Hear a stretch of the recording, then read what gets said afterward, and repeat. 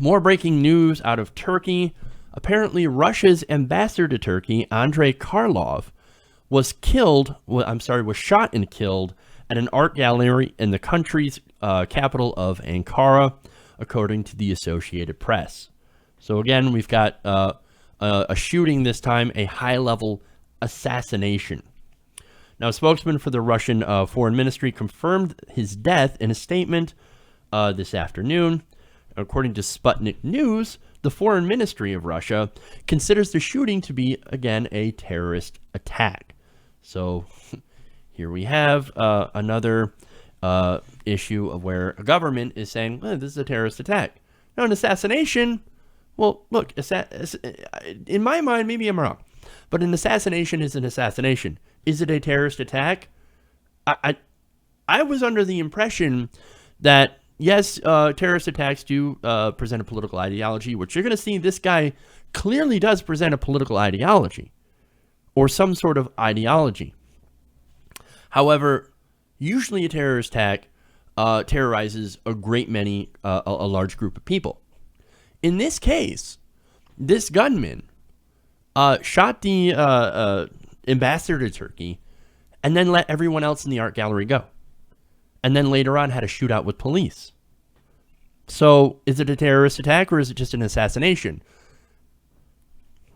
I guess it depends on what you define to be a terrorist attack. But anyway, more details here. Now, state-run Turkish outlet Anadolu reported that the gunman was killed by police, by Turkish police. Now, according to an Associated Press photographer who was at the gallery, Karlov was several minutes into a speech when this man in a suit, pictured here in the sidebar, entered and shouted, "Allahu Akbar." Oh, here we go.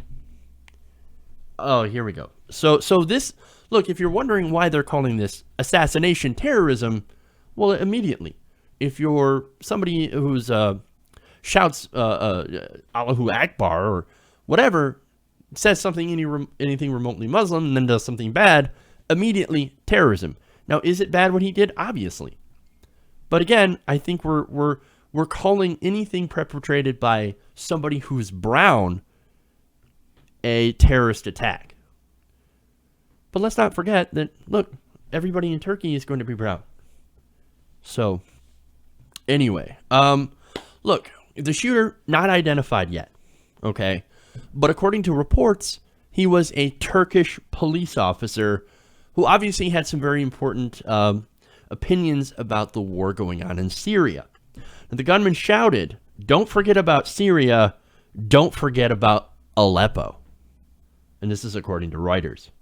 Now, as you might know, Russia and Turkey, they're on opposite sides of the Syrian civil war.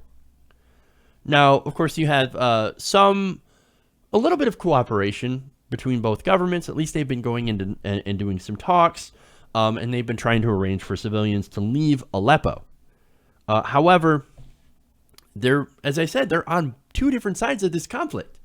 You have Russia that supports Assad, very, very big backer of the Assad regime, and you've got, of course, Turkish President Erdogan, who I think is a right-wing fundamentalist.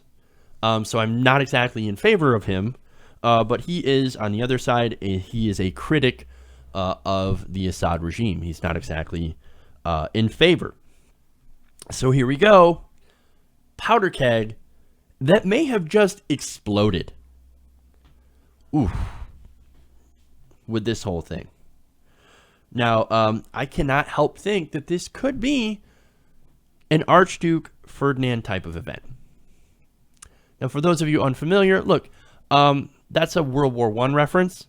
I'm somebody who has studied and was very, very, very interested in the happenings of World War II. But when you look into World War I, it's actually just as intriguing, if not more, when you consider the politics, right? And actually, what's going on now is no less complicated than what we're seeing, than what we saw in the events leading up to World War I. You have alliances with alliances. You've got proxies, powers fighting each other. And look, these alliances ended up dragging a lot of nations into war. And of course, it happened with an assassination in the Middle East. Now, that's not what I'm saying is happening. But you got to look at the political situation. You have Turkey, of course, which is the second largest army in NATO, by the way, next to the United States. And of course, who else is part of NATO? Well, the United States. And right now, we're not exactly having good friendly relations with the Russians. In fact, look, you've got the Democratic Party essentially saying Putin, the Russians, they hacked into John Podesta's emails. And they tried to screw with our elections. Now, of course, again, we don't really know if that's the case.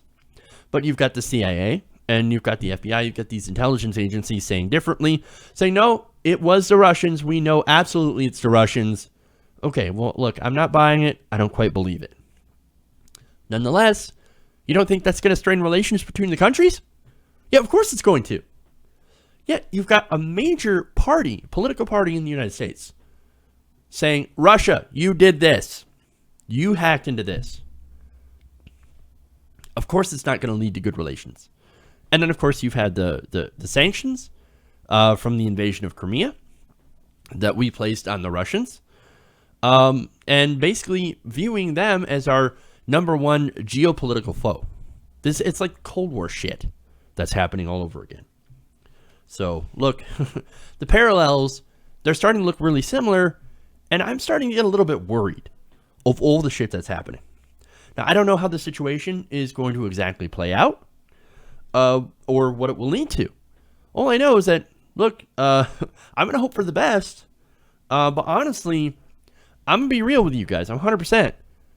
This could be bad. This could end up getting ugly, or even uglier. So I don't know if it's going to go out to all-out war. I hope not. But some sort of conflict with Russia, whether it be, more sanctions or whatever, or look, two other countries going to a proxy war, something like that. I don't know what's going to happen. And I don't want to be too alarmist on this and claim that, oh my God, we're going to go to war, or the Russians and Turkey, they're going to go to war. All I know is that it's possible, anything's possible, and I'm not optimistic. You guys know me, I'm not an optimistic person. So we'll just have to watch, wait, and see how this entire situation develops. Hey everybody, thanks for watching this video. If you want to see more like this, please hit the subscribe button below. And if you want to support truly independent, non-corporate media, go to our Patreon page and become a patron, patreon.com/TYTNation.